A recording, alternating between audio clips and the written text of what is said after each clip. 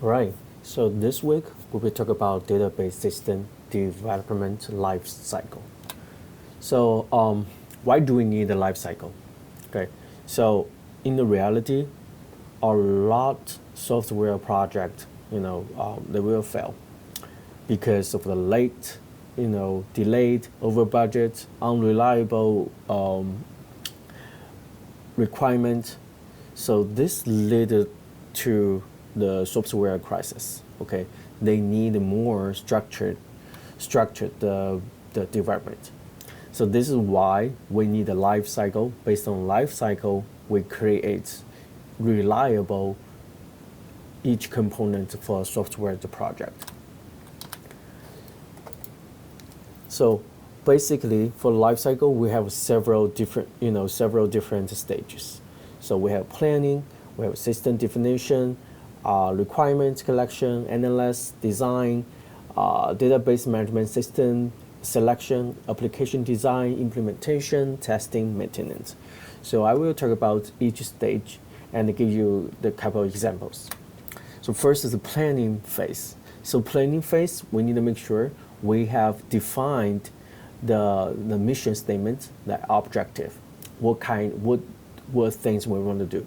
Okay, for example, you want to create an attendant application. So what's your mission statement?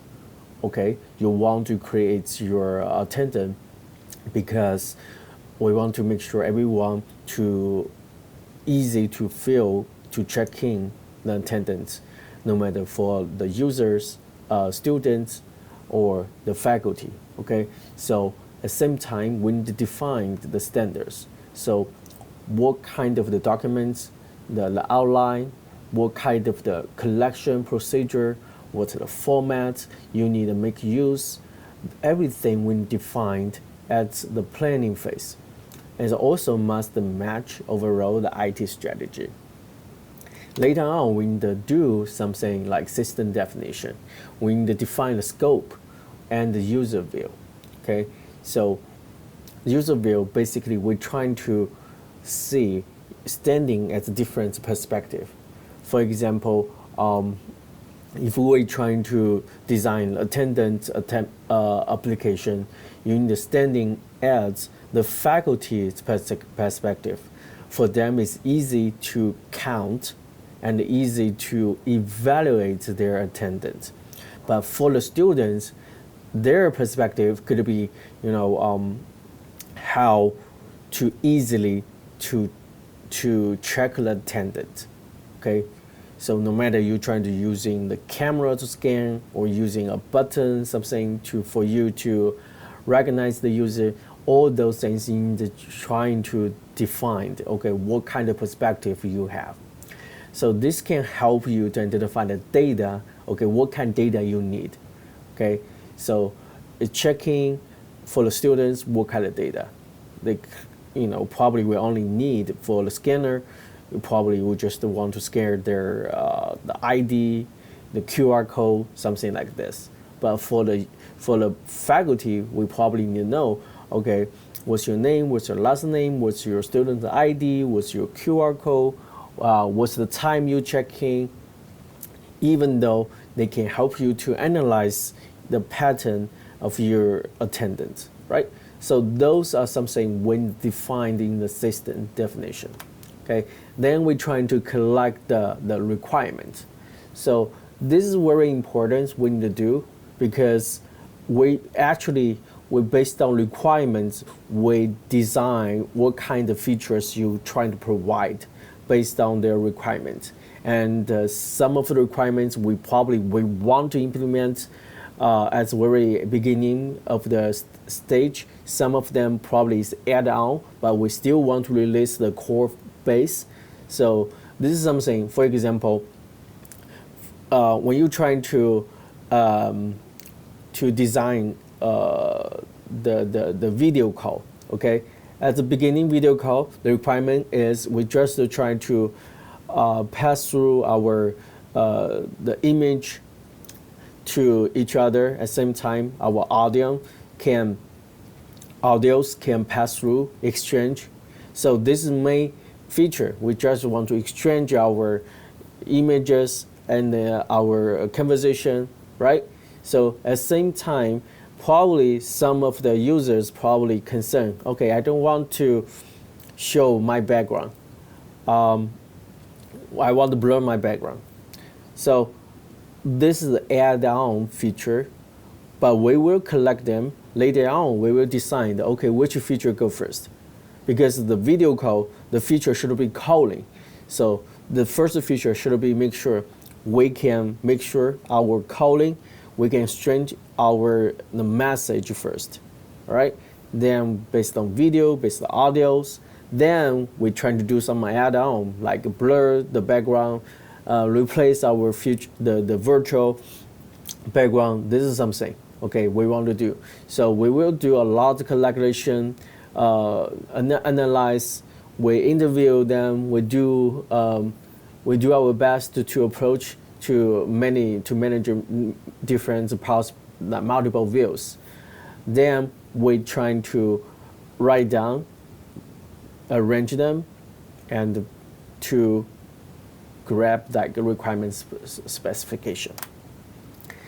After that, we need to do is design, okay, the database design, because those data we need to collect them, how we store them, how we link them.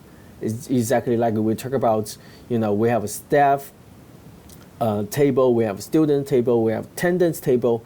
So we need, from high level stuff, we need to make sure they have relationships, what kind of relationships, what kind of the designs we need. Later on, we're trying to have the specific diagrams to indicate different entities. The last part is we're trying to actually implement the detail. So such as what the index should be, what's the file storage. This is mainly for the database design, okay, all driven by mission objective. Okay, so later on, because in the market we have so many different database management system. Okay, so choose what kind of database management system before or during the design. This is something important for you to think about during the time we're trying to design what kind of the database later on, what kind of database management system we try to use. Okay, after that is all the planning part we finished. Okay, then we're trying to, based on the planning, we create our design.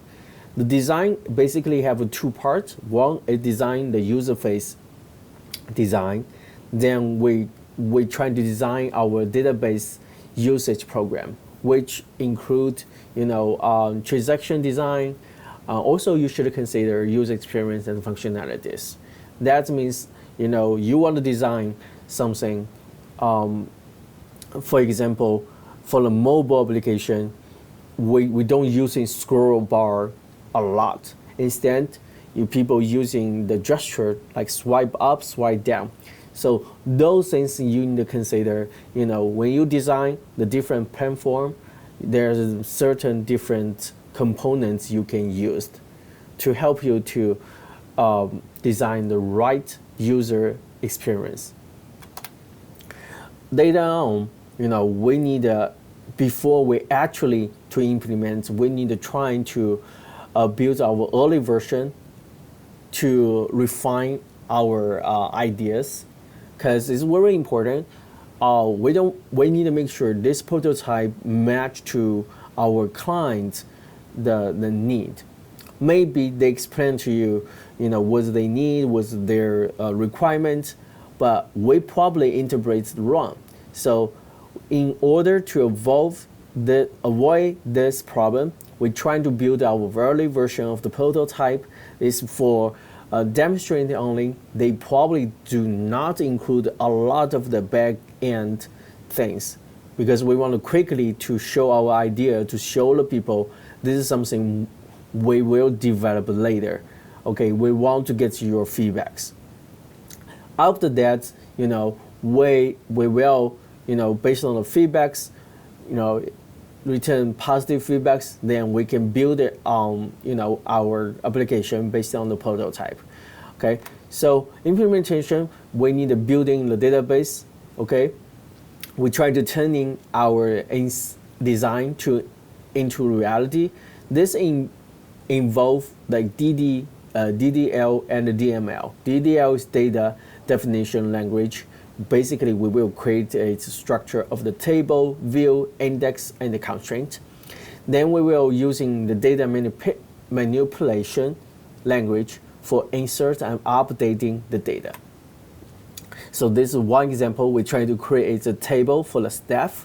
We will define, each table, what's the data type, is that the primary key, and what's the attributes, and how many attributes, what's the domain we need to do. So the views is important because in the database we will provide many different views. This is a virtual table. Okay, this is a virtual table. You don't actually create this table in the database. We try to combine the different table and show this is a kind of a combined information to show you the view we want to show the people. Okay, it's for one of the reason we want to is for security reason, because we want to show the people. For example, we have the faculty table, but this faculty table indeed they do have some sensitive information like social security number, telephone number, salaries. We want to hide them. We still can using the certain manipulation way to search the table. So we create its views. Okay, so this is really important. We need to create this is why we need this view for virtual table.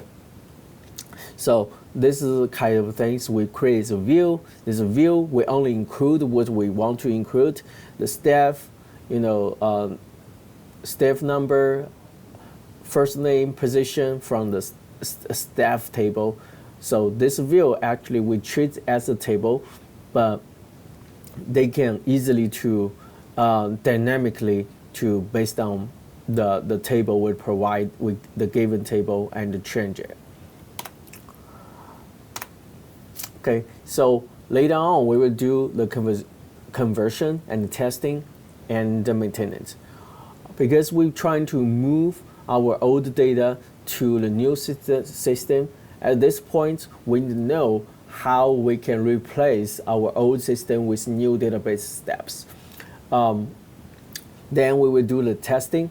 So testing, we try to verify the correctness and the usability of the our application, because sometimes you expect the output would be A, but when you test it, then they give you the output is B. So this is something we need to verify before we release our application. At the same time, we will test a lot of the non-functional requirements, such as we need the response in 1 second, but they respond some function like 10 seconds. This is like a usability issue. Okay. Later on, once we release, we have a stage is maintenance, because with the time goes on, everyone using the different screen, updated device, and with their requirements getting more and more, we try to monitor them. We try to provide the service to help the user to maintain. At the same time, provide the new features. For example, you provide one button. Later on, this button probably we will change the color, change the shape. Even we're using different gesture to realize this button's feature, right? So maintenance is also very important. So this is one example how we do the data conversion, okay? Because we're trying to replace the old system with new database, we probably need to export the data from old system. So there are certain, the files we probably want to export, like say CSV, Excel, right? Then we need to transform the data, making the data is clean, reformat, map to the new scheme. Then we load data using a database management system utility or SQL. This is one example we can do is just using the SQL. We insert import step. So this is the certain data we're trying to import. So there's some something like confusion about administration, data administration, and the database administration. Data administration is the early phase, okay? Because we want to plan, we want to design, and what kind of data we need. However, the database administration is a more later phase. We will take care of the implementation, performance, tuning, access control. So this is basically, the comparison between the data administration and the database administration. Okay, so the structured life cycle ensures the system reliability, performance, and user satisfaction. We need to understand the different role and the phase and the tool for success. Thank you.